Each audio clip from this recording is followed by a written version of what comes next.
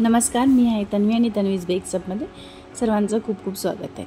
तर आजही बनवत एक डच चॉकलेट फ्लेवर केक आहे आणि नेहमीप्रमाणेच मी याचं क्रम्बल कोट करणार आहे। शुगर सिरपने सोकिंग करणार आहे आणि नंतर स्पॉन्जला लावणार थोडं गनाश, नंतर डच क्रीम आणि फिलिंगमध्ये यूज करणार आहे गनाश आणि चोको चिप्स। तर असं 3 लेअरमध्ये करून ज्याचं 4 लेअर करणार आहे, कारण हा थोडासा टॉल केक बनवायचा आहे हाफ केजीचा।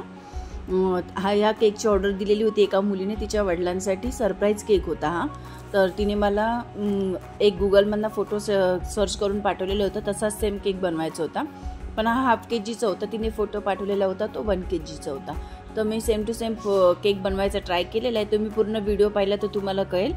तर एकदम सिंपल केक आहे पण खूप सुंदर केक बनलेला आहे। नंतर मी असं व्हाईट क्रीमने त्याला फायनल कोटिंग करून घेतली आणि असं याचं प्लेनच फिनिशिंग ठेवायचं आहे आपल्याला, कारण याच्यामध्ये वरती मी डेकोरेशन आहे, केक प्रिंटआउट लावायची आहे।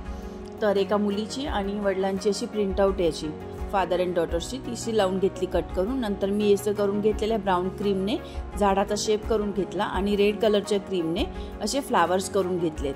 आणि नंतर मग मी हा स्टार नोझल वापरलेले छोट्या फ्लावरसाठी आणि मीडियम साईजचा स्टार नोझल वापरलेला ब्राऊन क्रीम भरून तो झाडाच्या ह्याच्यासाठी शेपसाठी।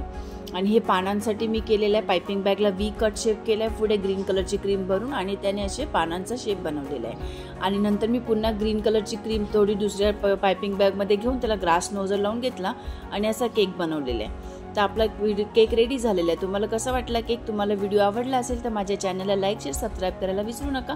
पुन्हा भेटूया आपण नवीन व्हिडिओमध्ये। Thanks for watching.